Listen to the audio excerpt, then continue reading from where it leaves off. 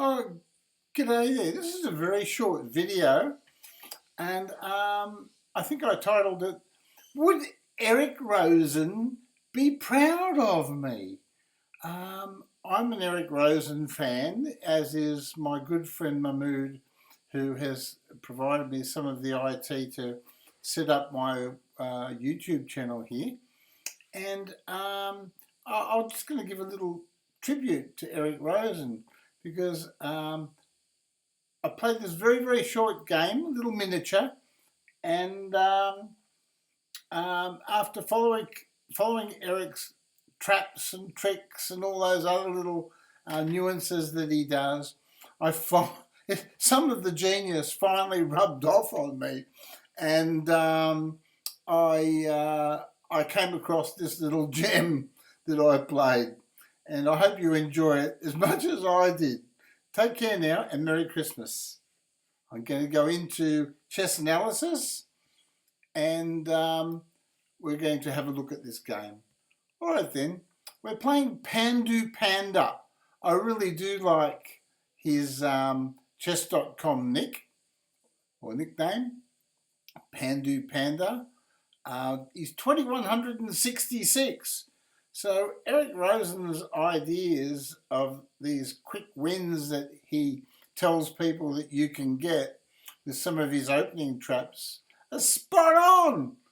I find it so hard to beat someone that's 2166 in just a few moves. But let's go and see how it's done, Eric Rosen style. Okay. I was black and I thought, well, Eric Rosen does it. Can't be that bad, can it? I got a little book saying it's a book move. The England Gambit, or the Felbecker Gambit. Okay, right. And he's told to recapture the pawn. Well, I'd recapture the pawn too if I was white. And let's see now. I played knight c6.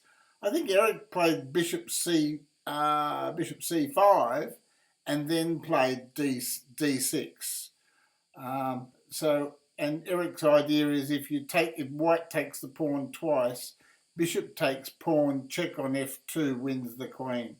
So I think that's one of Eric's little tricks. But trust me, I'm no Eric. I got my move order all mixed up. And then I thought, oh, hold on, but can I juxtaposition my pieces and still get some sort of Eric Rosen game?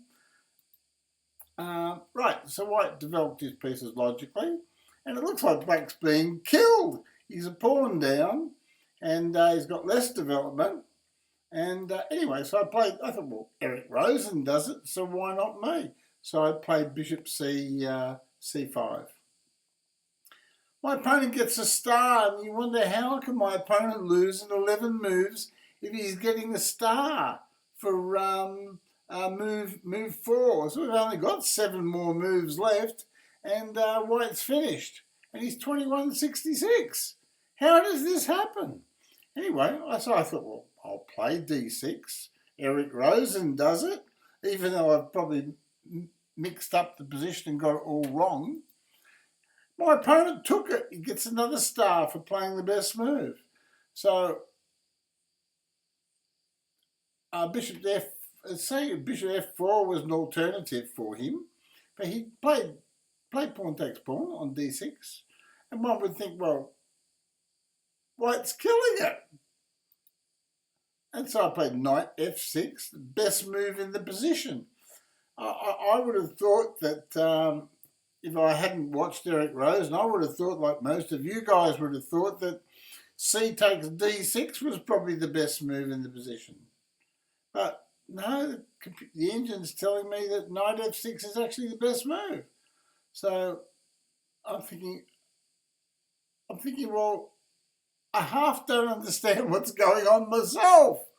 Anyway, so my opponent played bishop to d3, just trying to solidify his position and protect his pawn on e4, not worry about the pawn on d6, and he gets a star for his move, his best move.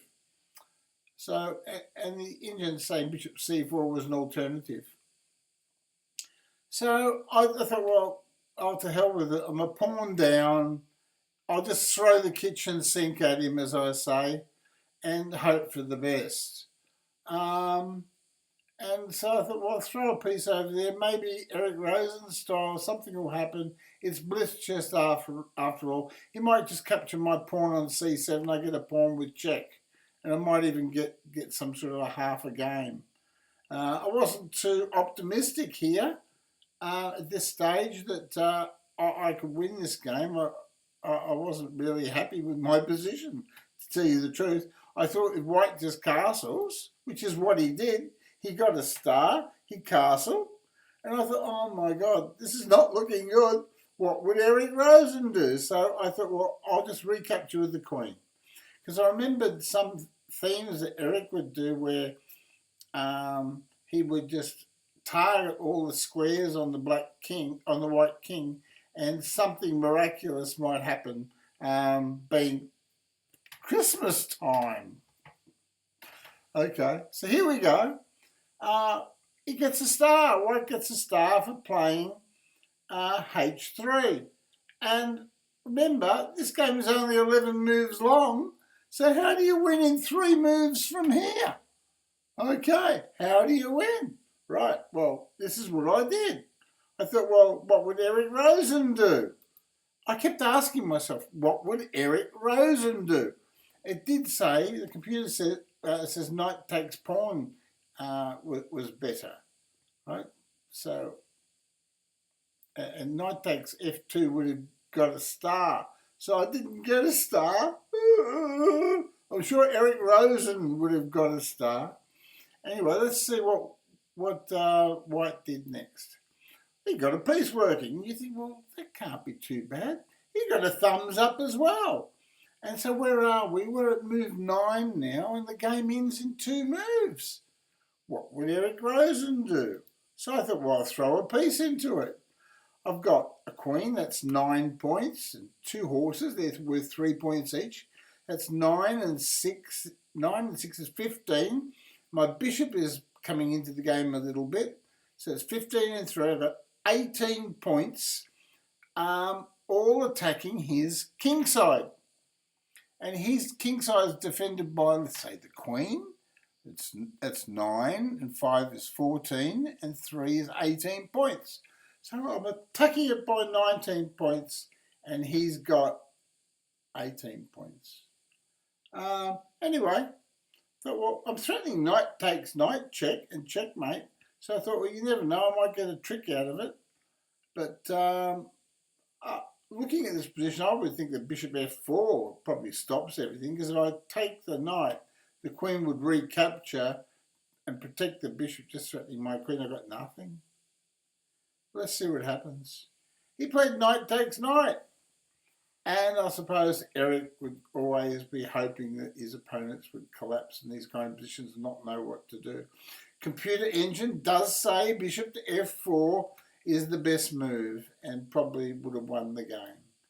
I recaptured with the queen and Eric Rosen style, just threatening checkmate and won.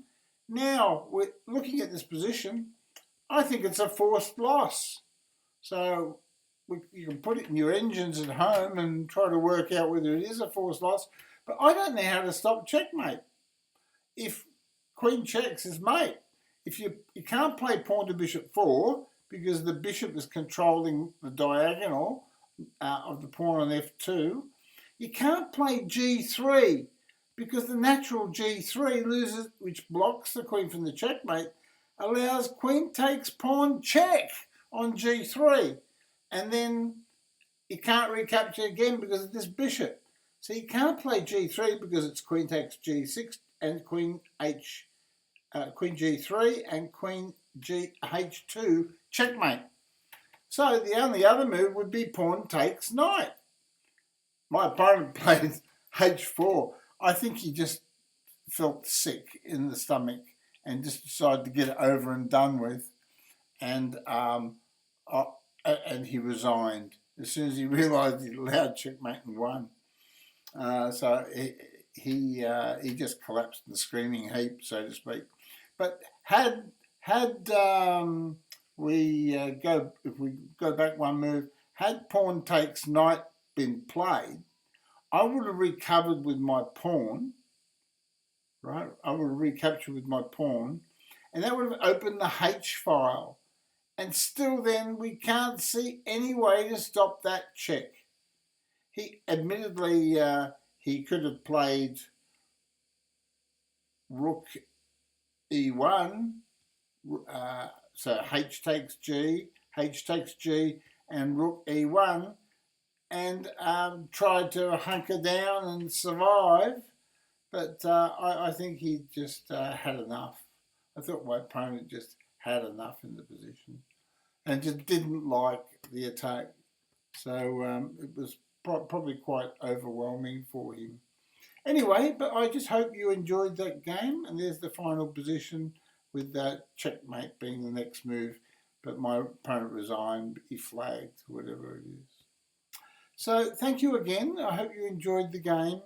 And I invite you all to follow Eric Rosen and have a look at his tactics and traps and go back and have a look at a lot of his old videos because they're very enlightening. They'll help your game improve, and perhaps you too will get a few quick wins as I did by following Eric.